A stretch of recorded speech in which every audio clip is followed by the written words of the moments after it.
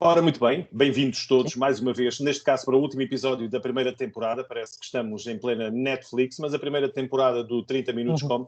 Hoje vamos terminar, de facto, com alguém que, para todos os efeitos, não diz, se virem a cara, eu acredito que a maioria não reconhece, mas pela conversa vão perceber. Mas esta vai ser a primeira entrevista no 30 Minutos Com, é que não vamos falar da minha entrevistada, quer dizer, vamos falar assim minimamente, mas o objetivo, e foi para o qual eu convidei a Fernanda, foi para falar de alguém que já não está entre nós, mas que a Fernanda tem com certeza muito para nos acrescentar, para termos uma ideia, para aqueles que não tivemos ocasião de estar com o Sérgio, portanto, Sérgio Azogado, volta de lembrar, mas a irmã, a Fátima, que aceitou o meu convite, e eu só tenho mesmo que agradecer a simpatia, para falarmos um bocadinho, principalmente, daquilo que não conhecemos, e é esse o objetivo, a nível familiar, conhecer um bocadinho mais do Sérgio.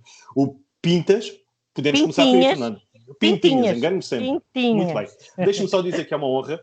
Muito bem, é uma honra poder recebê-la aqui e tenho a certeza que todos aqueles que vão ver esta entrevista vão ficar muito satisfeitos. Algo de diferente vai ser feito e por isso vamos já ao tema que nos interessa. Então vamos lá perceber, primeiro que tudo, porque é que o seu irmão, porque estamos a falar do Sérgio, o seu irmão, porque é que ele era o Pintinhas? Vá, conte-nos lá para já essa ideia, porque eu não sei se vamos lá ver, se era a irmã mais velha ou a irmã mais nova. Não, mais velha. Mais velha, mais okay. velha, 4 anos e meio mais velha.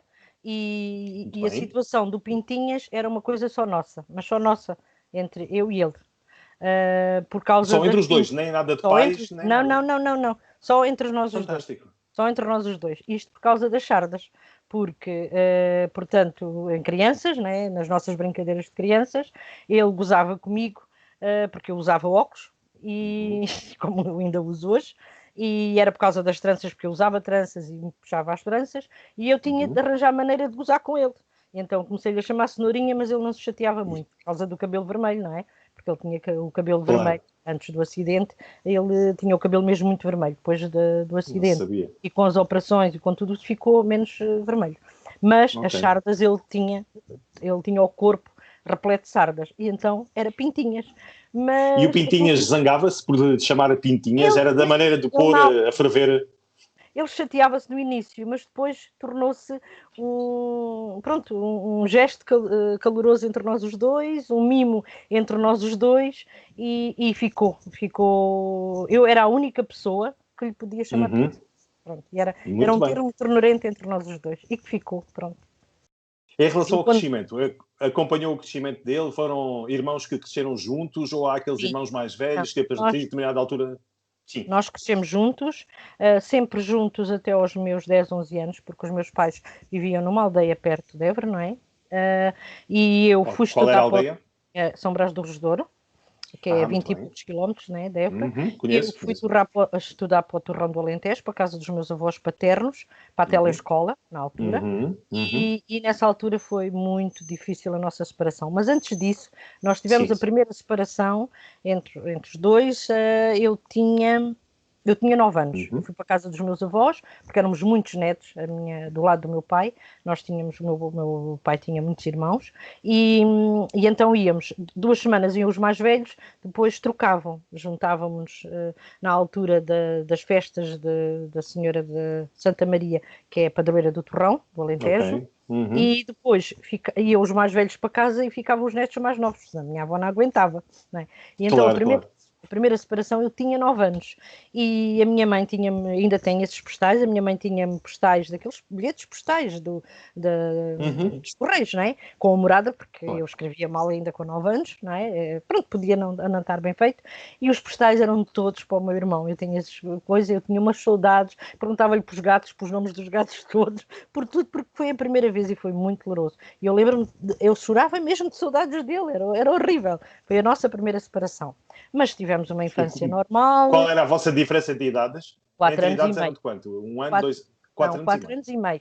Tínhamos 4 anos e meio de diferença. Portanto, ele a nascer em junho e eu a nascer em dezembro. Portanto, eu mais velha 4 anos e meio do que ele. E teve que tomar conta dele por causa da sua mãe, com todos os afazeres que eu imagino, calhava-lhe assim? Quer dizer, numa aldeia, hoje em dia é tudo diferente. Na altura, a nossa infância foi tudo muito à vontade. Os meus pais tinham uma padaria e aconteceu logo de muito. Era um assunto que nós levávamos estas recordações sempre para a mesa de Natal.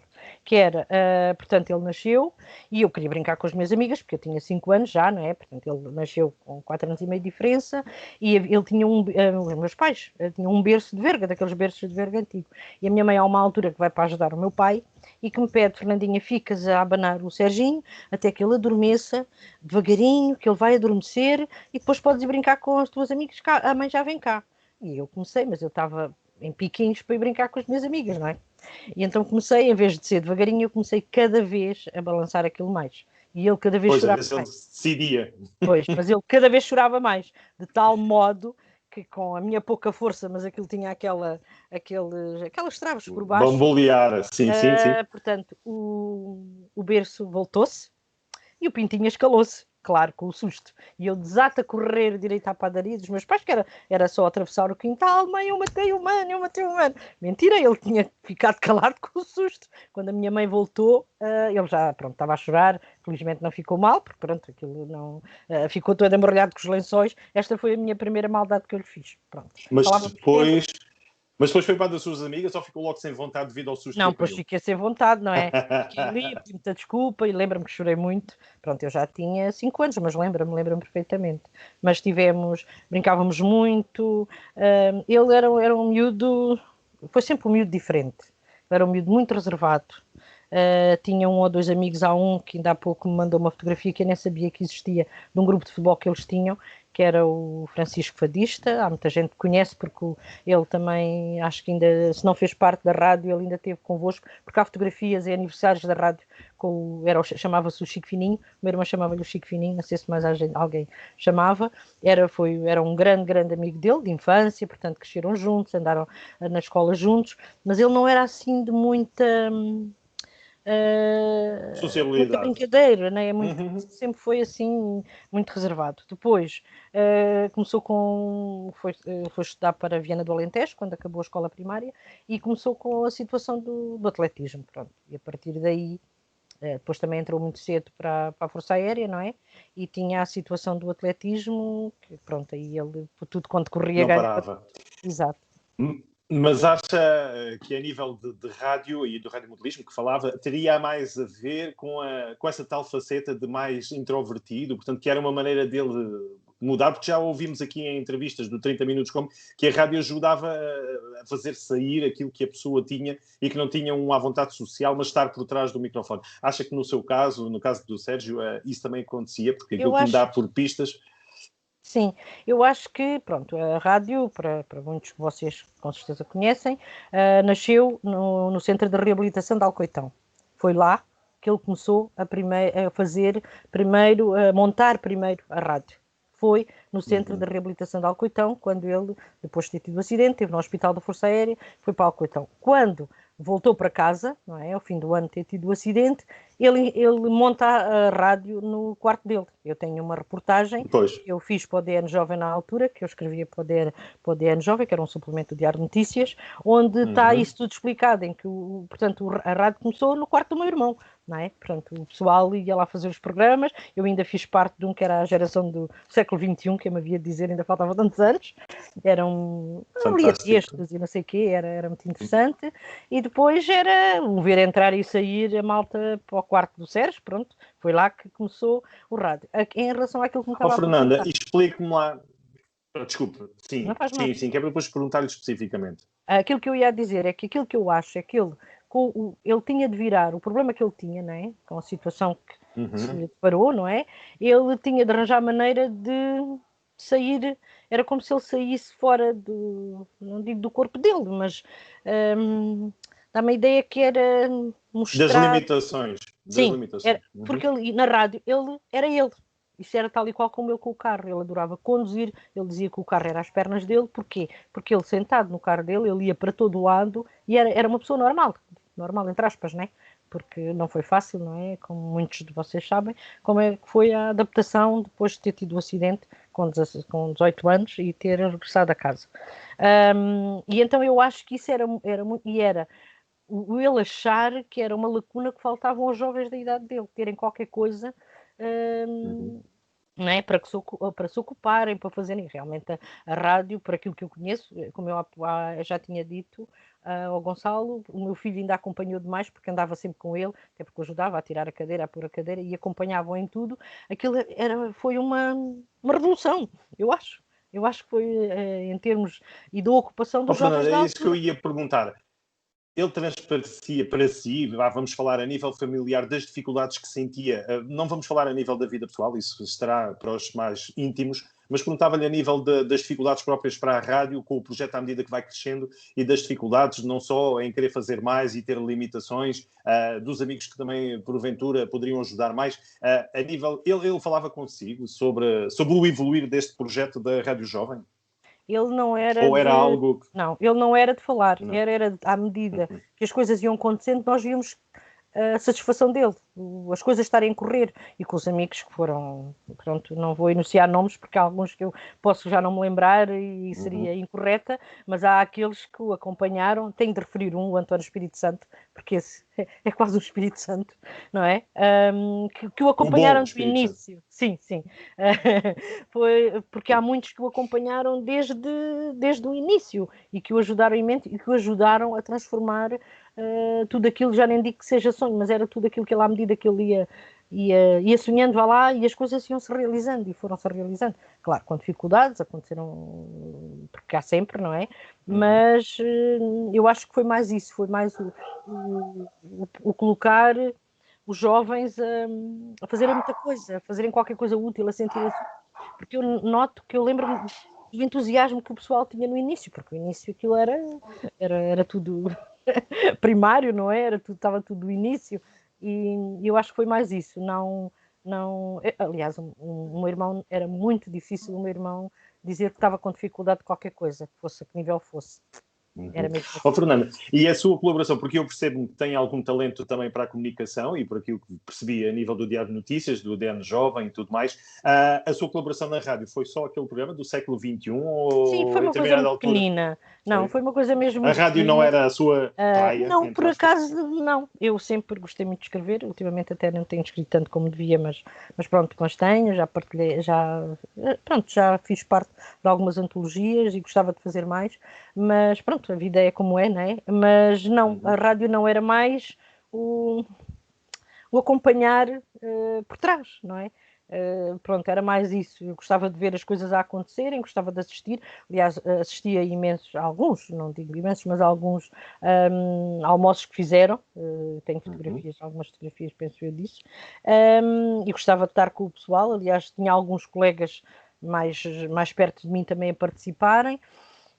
Porque era como se fosse uma família, era muito giro ali aquele início, porque depois, quando saíram do quarto do meu irmão, vá lá, quando a rádio começou, que foi lá para aquele vãozinho da Associação de Estudantes, e que depois foi para o Na Rua pátio de do Macedo. Salema, exato, e para o pátio do Salema, eu já não estava tanto em contacto, era mais, como eu digo, o meu filho, porque andava sempre com o meu irmão, sim, eu acompanhava mais fora.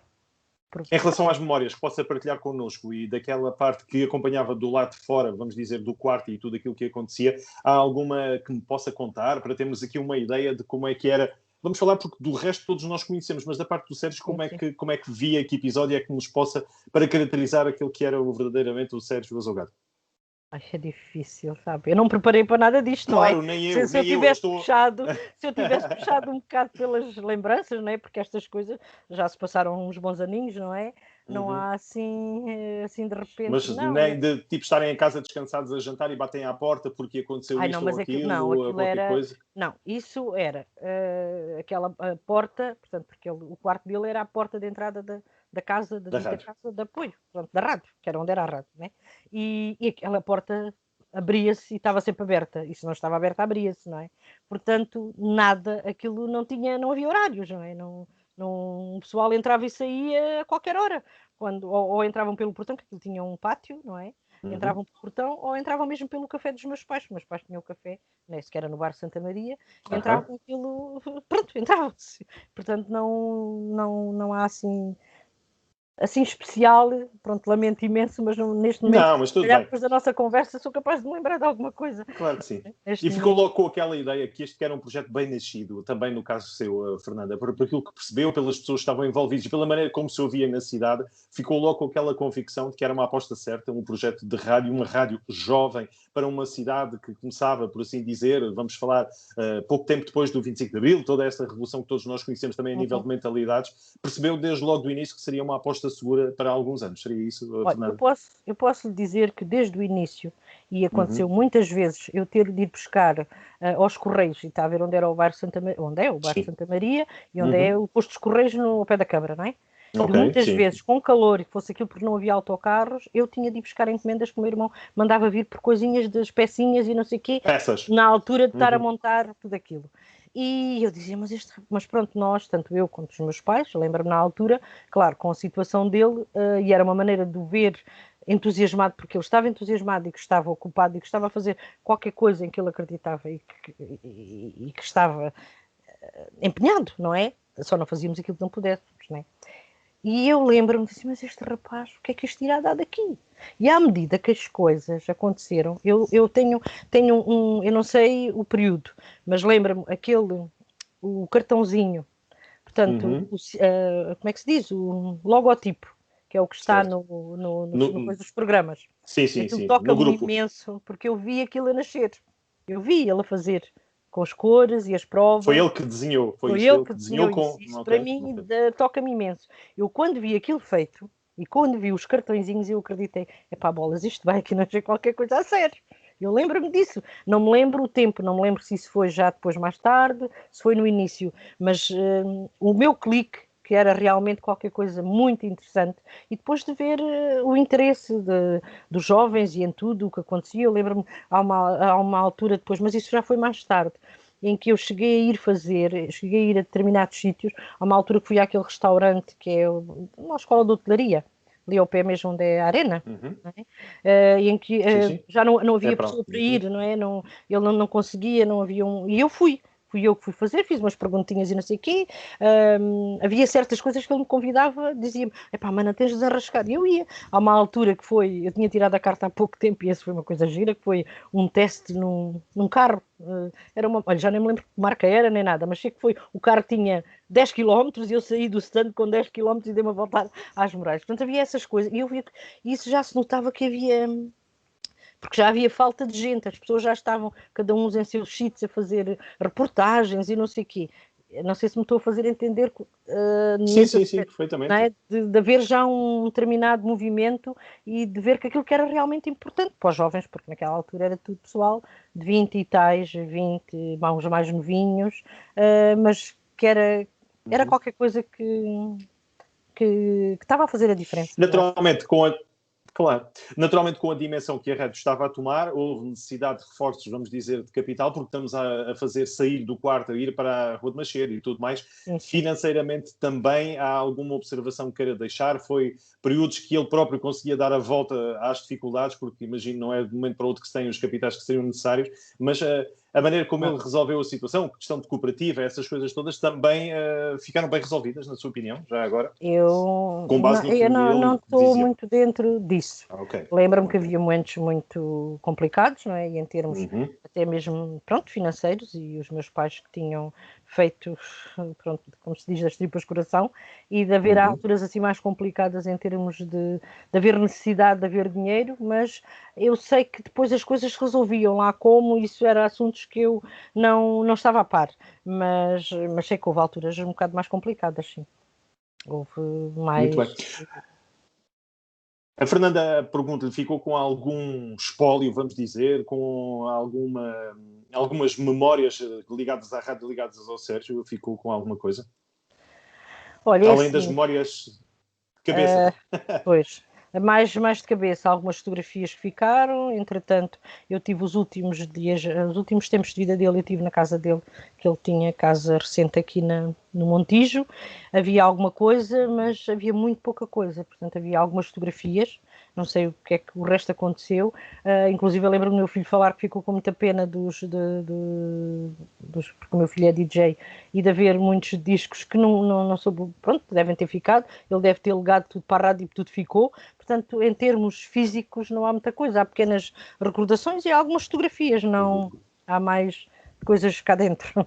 Os cartões de visita, alguma coisa de cartões de visita ou qualquer coisa que tenham ficado desse tempo? Cartãozinho, lá está, desses cartõezinhos que a mim me dizem muito que ficaram, mas não há muita coisa, porque pronto, também ele tinha a casa dele, não é?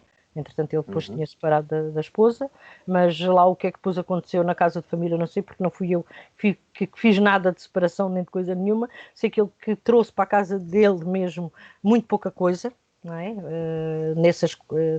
Pronto, que tipo, se tinha ele guardado, ele foi com pouca coisa, eu tinha pouca coisa, e dessas poucas coisas eu tenho algumas também de recordações da Força Aérea, mas poucas coisas mesmo. Está mais cá dentro. Então, Fernanda, porque este aspecto também é importante ouvir falar de si um bocadinho, o que é que está a fazer atualmente a Fernanda? Se nos pode contar, claro, a sua vida privada está aí desse lado, eu aqui apenas só por curiosidade. Pronto, eu trabalho para a Secretaria-Geral da Presidência do Conselho de Ministros e sou Relações Públicas. Pronto, estou nesse... Estou por aí. Uma alentejana a representar o Alentejo. Sim, exatamente, sim. E já estou cá há uns bons anos. Fernanda, e queremos que ainda esteja por muitos mais. Eu, da minha parte, aquilo que tinha de objetivo foi plenamente cumprido. Falarmos um bocadinho do Sérgio para quem não conhecia estes detalhes, e foi importante vir aqui dizer que é um enorme orgulho que nós temos com o trabalho que ele fez. Eu tenho a certeza que não há ninguém que não diga o mesmo, que foi um trabalho importante. Se estamos aqui a falar os dois, é mesmo por causa disso, do trabalho, da ideia do Sérgio. Não sei se a ideia realmente foi só dele, se foi uma ideia debatida com aquele grupo de amigos, esses 2 ou 3 amigos que me estava a dizer mais íntimos. Eu penso que a primeira ideia partiu mesmo dele. Pronto, ainda em recuperação. Isto é a ideia que eu tenho. E já a Rádio Jovem é da ideia que também que tem? Sim. A Rádio Jovem, sim. Estou a falar da Rádio Jovem. Não houve nenhum nome. Não, estou a dizer algum nome de cabeça. Não. Foi sempre, aquilo que eu me lembro, a Rádio Jovem. Depois, quando ele vem do hospital e começa a partilhar com os amigos, sim, há aqueles que deram-lhe logo aquela força e pronto, e foram...